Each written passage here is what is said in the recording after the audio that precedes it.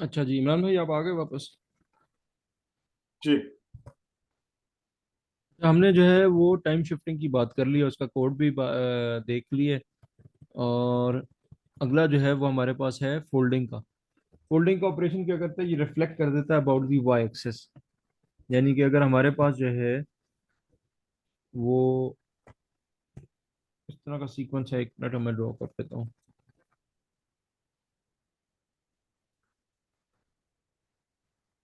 यह हमारी time access हो गई, और ये वाई एक्सेस हो गई, एक्स एन। और हमारे पास यहाँ पर एक सैंपल है, दिस इज लेट अस से 2। यहाँ पे 0 है, ये 1 है, और ये हमारे पास बस इस तरह से है सपोज। या इसके साथ एक और भी आप यहाँ पे रख लें, 3। 3 के ऊपर जा रहा है 2 वाला। ठीक है, and this is our n. जब हम रिफ्लेक्शन करेंगे x of minus n will become,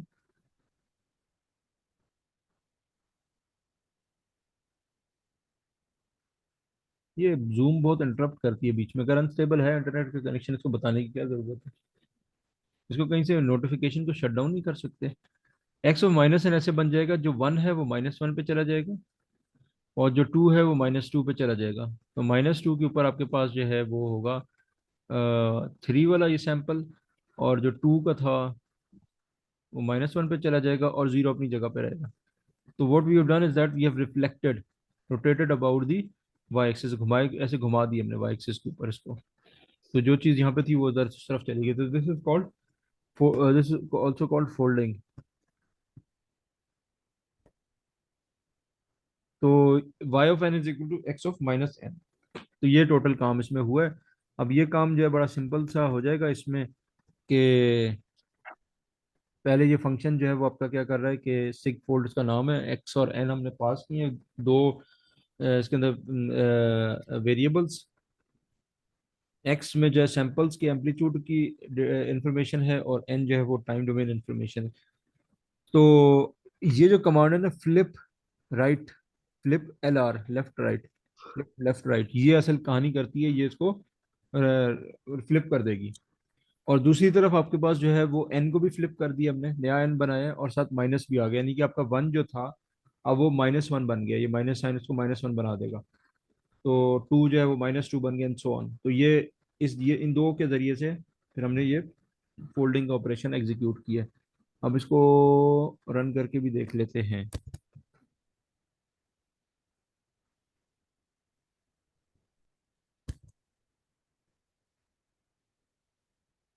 तो नाम क्या है इसका, सिग फोल्ड।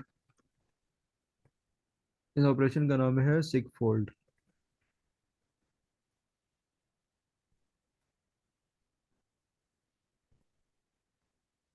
तो सिग फोल्ड को हम आर्गुमेंट दे देते हैं, हमें ये रिटर्न करेगा वाई। और हम वाई अगर ना अगर वेरिएबल असाइन करें, फिर देखेंगे क्या होता है। सिग फोल्ड और सीक्वेंस एक्स हमारा जो है वो सेम उसी तरह का जो हमने वहां पे रखा था, 0, 2 और 3। और एन जो था इसका क्या था, 0, 1 और 2। तो ये देखें इसने इसको घुमा दिया, लेकिन इसने एन की वो नहीं दी आपको। अगर हम इसी के साथ वाई और एन भी रख दें तो हमें वो भी मिल जाएंगे।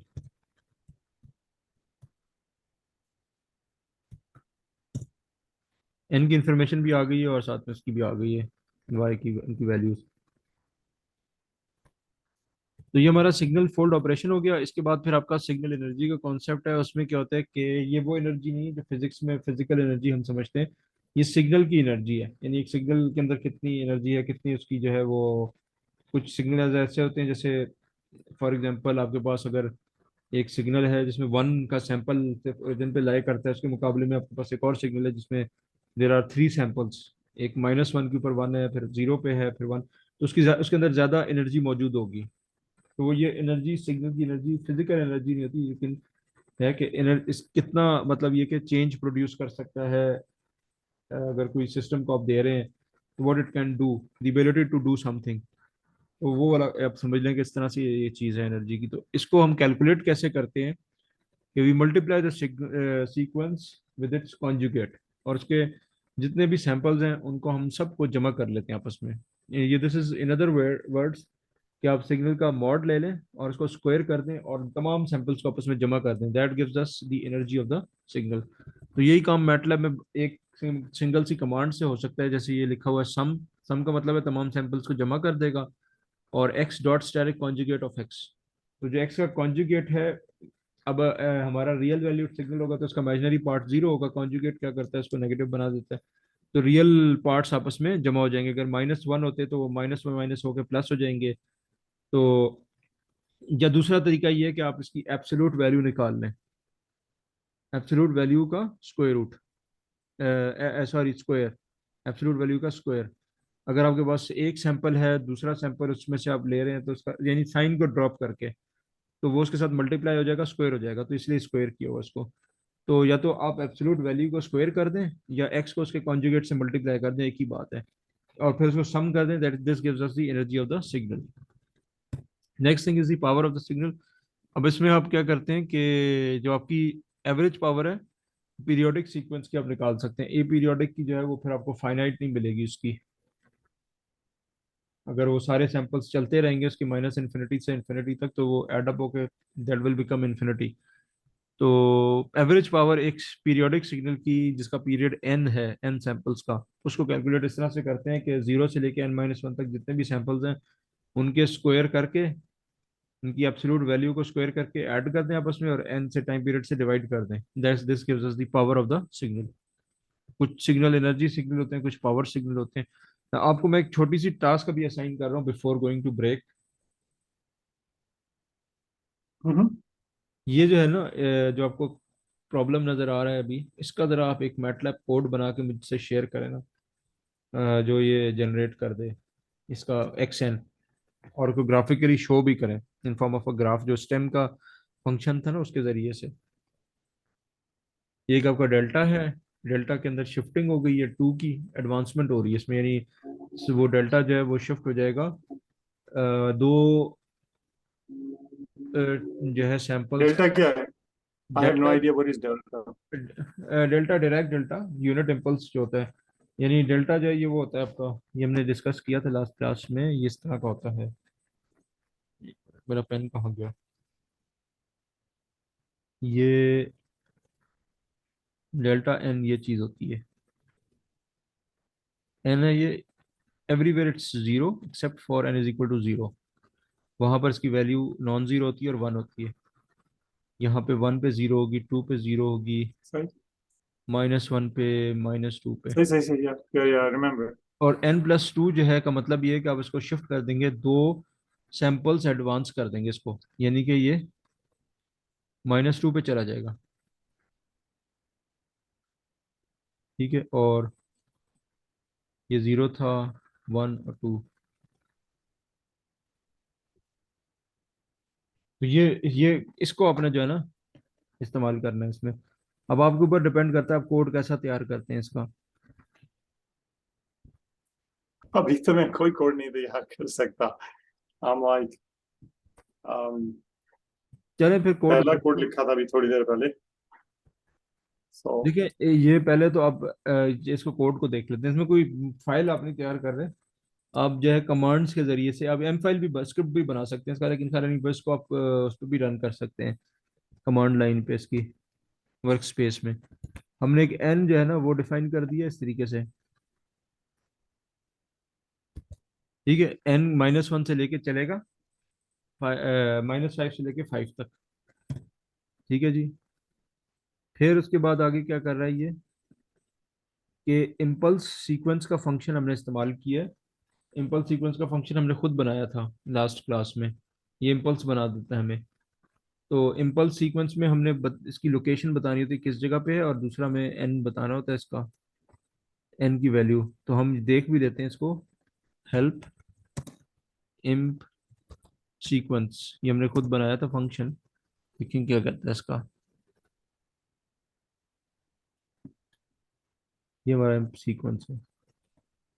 जनरेट सिंपल सीक्वेंस, इसमें एक एन जीरो हम बताते थे कहाँ पे वो, और एन वन और एन टू कहाँ से कहाँ तक हम इसको बनाएंगे। Generates this and this.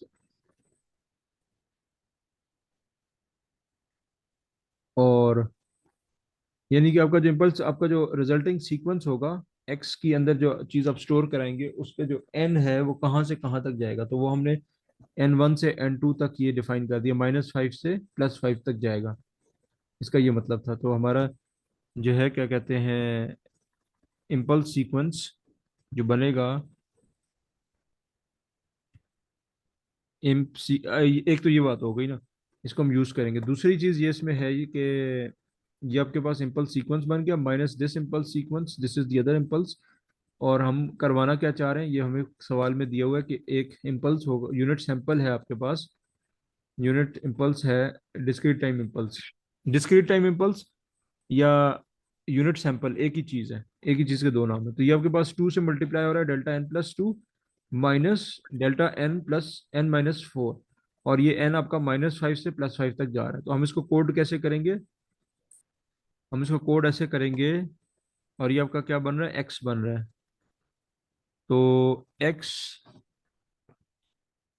Is equal to impulse sequence, और इसमें ये -2 के ऊपर हमने लोकेट कर दिया, -5 से 5 तक, और इसको हमने 2 से मल्टीप्लाई करा दिया।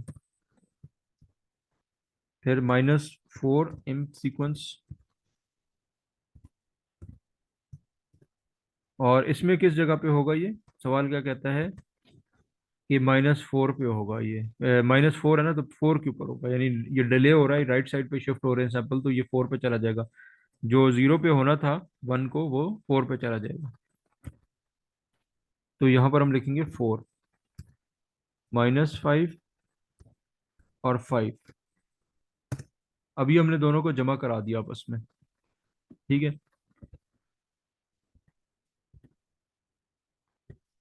दूसरा जो है, इन्होंने वो क्या कहते हैं, एन को और एक्स को प्लॉट करा दिया स्टेम के जरिए से। इसको हम यहीं से कॉपी पेस्ट कर देते हैं।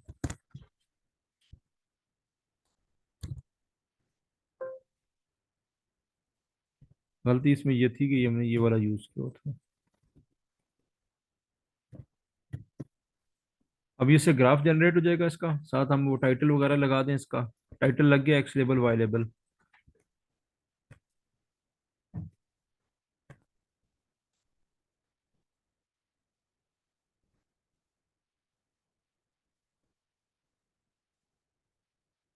वो ग्राफ बना रहा है अभी, सो गया।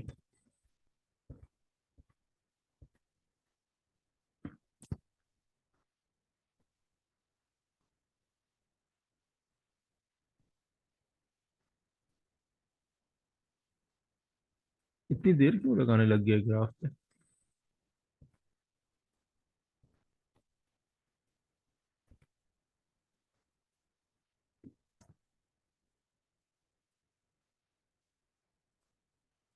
ये इसने बना दिया हमें बिल आखिर। और उसका बाकी जो है वो कर लेते हैं, एक्स लेबल वाई लेबल।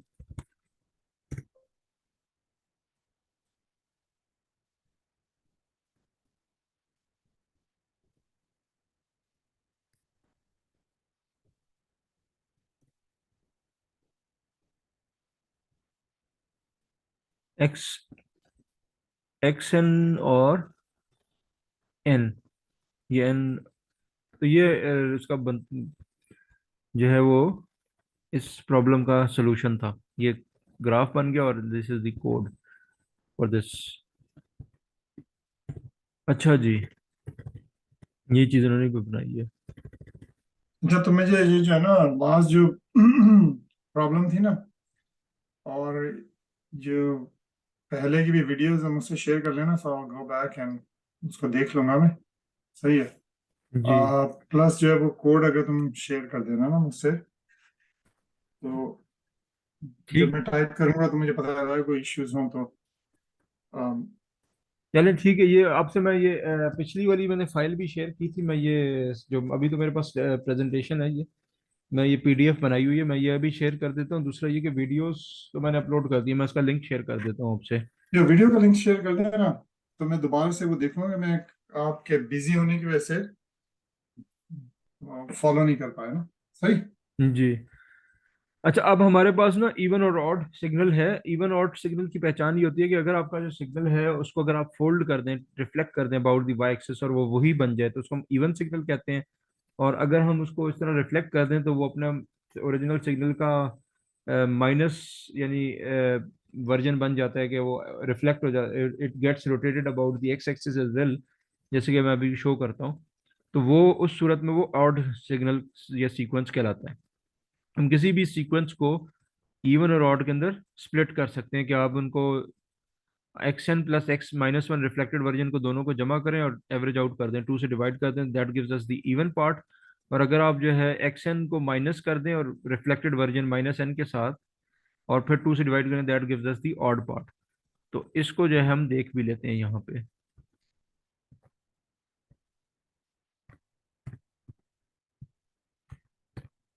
एक मिनट, इसको जो है पहले आपकी जो है वो एक इस तरह का सिग्नल बना लेते हैं। लेट्स से ये हमारे पास सिग्नल है एक्स एन।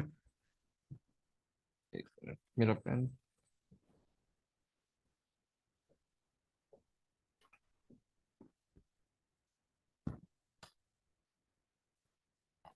अच्छा जी, हमारा जो सीक्वेंस है वो इस तरीके से है।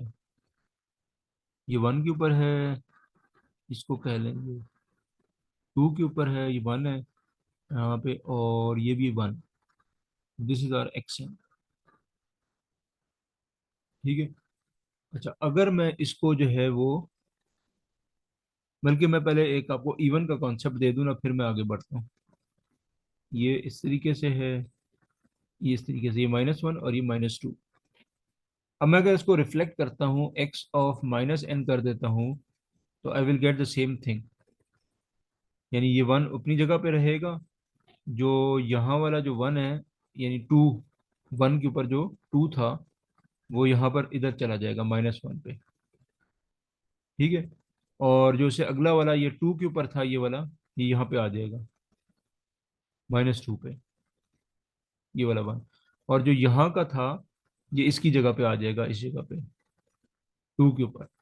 यानी ये घूम के इधर चला गया, ये घूम के इधर चला गया, वो अपनी जगह पे रहा, और वो जो था घूम के वहां पे चला गया, और ये घूम के इधर चला गया इसमें। तो दिस इज रिफ्लेक्शन, और ये आपको नजर आ रहा है कि this is same as original signal. तो x of n is equal to x of minus n. तो ये सिग्नल जो है एक्स एन क्या कहलाएगा, इवन या ऑड सिग्नल कहलाएगा। इमरान भाई अब हैं? Yeah, even. This is even, even. Even, even. ठीक है, ये इवन सिग्नल कहलाएगा, क्योंकि इस कंडीशन को जब सेटिस्फाई कर देगा तो इट्स इवन सिग्नल। अच्छा, इसी तरीके से अगर मैं आपको बताता हूँ कि मेरे पास एक सीक्वेंस इस तरह का है, डिस्क्रीट सिग्नल इस तरह का, ये हमारा एन हो गया, and this is our x of n. यहाँ पर ये है और इधर ये है, माइनस वन और माइनस टू, वन और टू। ये वन है, ये टू है, ये माइनस वन और माइनस टू। अब अगर मैं इसको रिफ्लेक्ट करता हूँ, एक्स एन से बना देता हूँ एक्स ऑफ माइनस एन, तो it will become this thing, two, one, zero, one और टू, माइनस वन और माइनस टू। ये चीज बन गई है x of minus n. It is not equal to this, so this is not even, as x of n is not equal to x of minus n. this implies one thing, कि ये not even है। ठीक है। अगर ये condition satisfy कर लेता तो इवन, अगर नहीं करता तो नॉट इवन। अब ऑड के चेक करने के लिए एक और फर्दर कंडीशन है, वो ये कि अगर एक्स ऑफ एन बराबर हो minus x of minus n के, तो then this will be odd in that case.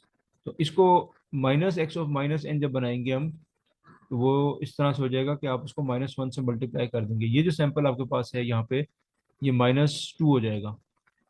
ठीक है, माइनस टू वाला। फिर माइनस वन वाला जो है वन, ये बन जाएगा माइनस वन। माइनस वन पे जो वन था, माइनस वन से मल्टीप्लाई होके क्या बन जाएगा, माइनस वन। ठीक है। इसके बाद ओरिजिन वाला आ गया, माइनस वन यहाँ पे लिख दो। फिर आपके पास ये माइनस वन ऑलरेडी है, जब ये माइनस से मल्टीप्लाई होगा तो प्लस वन बन जाएगा। 1 पे जो लोकेटेड है। फिर 2 के ऊपर जो है ये -2 है, 1 से मल्टीप्लाई होकर +2 हो जाएगा, 1 और 2। अब आप इसको कंपैरिजन करें ओरिजिनल सिग्नल के साथ, तो ये दोनों एक जैसे हैं कि नहीं?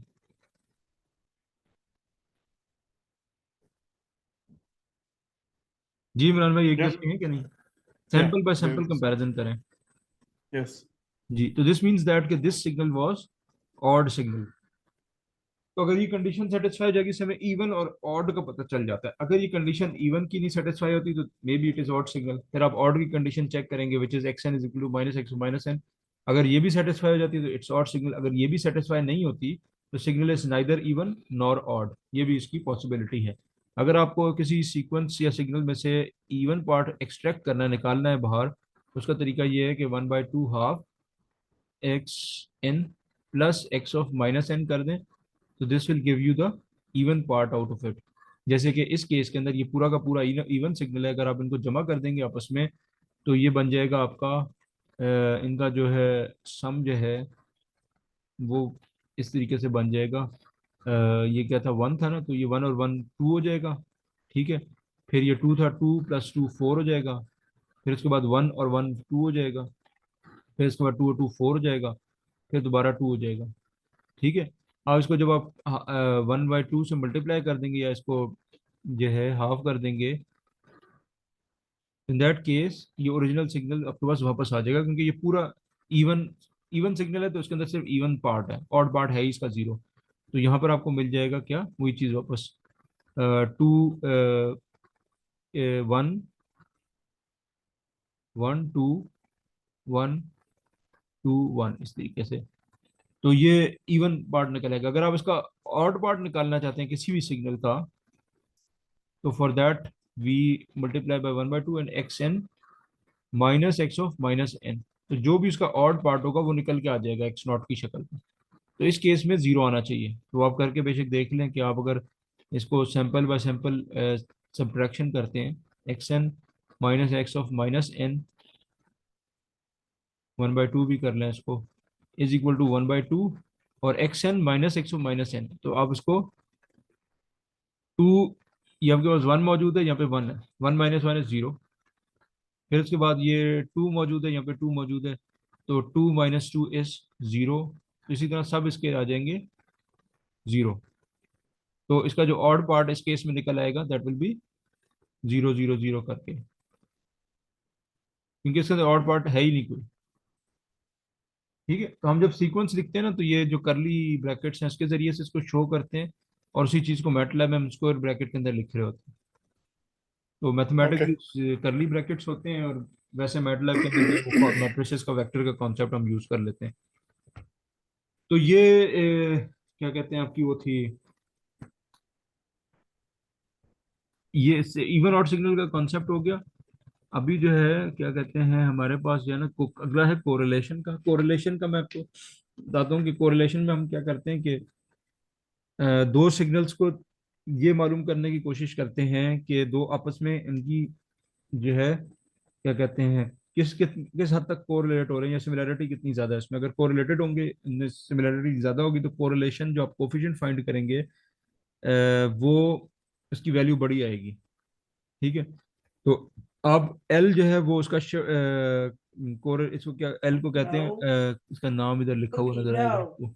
जी, एल को क्या कहते हैं? जी जी, कुछ कह रहे हैं? Sorry. ना सॉरी, बिल्ली पे चीख रहा था, वो आपके सोफे को खराब कर रही थी। अच्छा अच्छा। तो सॉरी। एल में आप मतलब ये कि दो सीक्वेंसेस को जब आपस में चेक कर रहे हैं इसकी कोरिलेशन को, तो आपने कितना शिफ्ट किया हुआ इसको। अगर दो डिफरेंट सिग्नल्स के दरमियान कोरिलेशन निकाल रहे हैं, तो इन दैट केस जो है वो आपका क्रॉस कोरिलेशन कहलाता है। और अगर एक ही सिग्नल को अपने ही आप से किसी और जगह पे कम चेक कर रहे हैं, सिमिलैरिटी उसकी कंपैरिजन करके देख रहे हैं, तो that is called auto correlation. Index जो है ना इसकी एल इज कॉल्ड शिफ्ट और द लैग पैरामीटर। जो एल है ना वो शिफ्ट या लैग पैरामीटर है, कि आप दो सिग्नल्स को कितनी क्या तरतीब रख के आपस में लाइन कर रहे हैं। अगर आप जीरो कर रहे हैं तो इसका मतलब ये है कि वो एक ही सिग्नल को एक ही जगह पकड़ के आप आपस में मल्टीप्लाई कर रहे हैं। बेसिकली हम एक एक सीक्वेंस चलता हुआ आ रहा है ना, उसमें कुछ पोर्शंस होंगे आपके जो क्या कहते हैं सिमिलर होंगे, तो वो आप उसका एक एक हिस्से को, एक फ्रेगमेंट को उठा के जो है ना, आप बाकी जगहों के साथ उसको चेक कर लेते हैं मल्टीप्लाई करके, और उसको जमा करके कि कोरिलेशन इसका जो है ना कोफिशिएंट निकाल लेते हैं, आर एक्स एक्स जिसको कह रहे हैं। तो अगर वो सीक्वेंस आपको रिपीट होता हुआ नजर आ रहा होगा उसमें, तो कोरिलेशन कोफिशिएंट की वैल्यू जो है बड़ी आ जाएगी, अदरवाइज छोटी आएगी अगर कम कोरिलेटेड है। इसी तरह से दो डिफरेंट सिग्नल्स को भी कोरिलेट कर सकते हैं। तो That's how mathematically you do आपके फोरियर के साइन से मल्टीप्लाई करके डिफरेंट फ्रीक्वेंसी के कोसाइन से मल्टीप्लाई करके सिग्नल को। जी, मैं समझा नहीं आपकी बात। मैं कह रहा हूँ यही जो है वो इसी तरीके से फोरियर ट्रांसफॉर्म भी निकालते हैं ना, कि वो जो सैंपल है उसको डिफरेंट साइन वेव से मल्टीप्लाई करते जाते हैं, तो हर हर साइन वेव के साथ कोरिलेशन आती रहती है, तो उससे पता चल जाता है कि कौन कौन से कंपोनेंट हैं। हाँ, को फोरियर फोरियर सीरीज आपकी जो है ना, उसमें उसका वो फोरियर सीरीज पे हम तफसील से बात करेंगे जब पहुंचेंगे इस पे। फोरियर सीरीज का जो बेसिक कॉन्सेप्ट है ना, वो ये है कि आपका जो सिग्नल है ना, वो अगर पीरियोडिक सिग्नल की बात कर लेते हैं, तो उसके अंदर जो है दैट इज कंपोज्ड ऑफ साइनसॉइड्स। यानी कि Yeah. जैसे अपने व्हाइट लाइट होती है ना, व्हाइट लाइट के अंदर डिफरेंट कलर्स होते हैं, डिफरेंट वेवलेंथ्स के, रेड से लेके ब्लू तक।